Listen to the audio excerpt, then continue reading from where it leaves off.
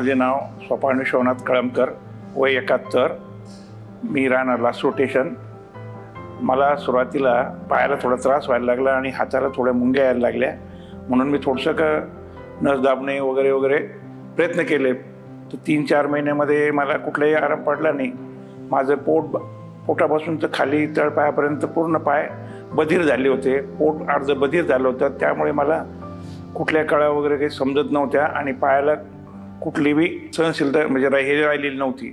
त्यानंतर मला झोप येत नव्हती आणि पाय असे फटफट करायचे, हाताला मुंग्या यायच्या, डाव्या हाताला खाज यायची, माझा हात थोडा कमजोर झाला होता। त्यानंतर मला अजून माहिती मिळाली की गादिया सर मेडिकवरला आहे। मग मी त्यांना संध्याकाळी त्यांची भेट घेतली आणि त्यांनी सांगितलं की तुम्ही नवीन MRI करून या।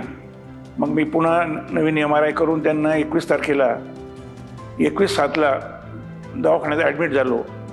मग त्यांनी 21 तारखेला माझं ऑपरेशन मानेचं आणि कमरेचं दोन्ही पण केलेत आणि त्या कमरेच्या ह्याच्यामध्ये मी 15-1 महिन्यामध्येच थोडं कव्हर झालो आणि आज 4 महिने झाले तरी मी चांगल्या पद्धतीचा कव्हर झालो। आता मी पूर्ववत चालू शकतो, बोलू शकतो आणि उभं राहू शकतो। मला कपडेसुद्धा घालता येत नव्हते, मी दुसऱ्यावर अवलंबून होतो।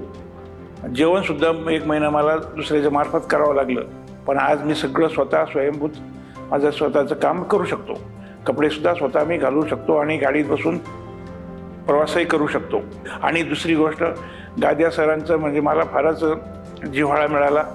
त्यांनी अगदी मनापासून व्यवस्थित माझी ट्रीटमेंट केली आणि त्याच्यामुळे मी एकदम परिपूर्ण बरा झालो।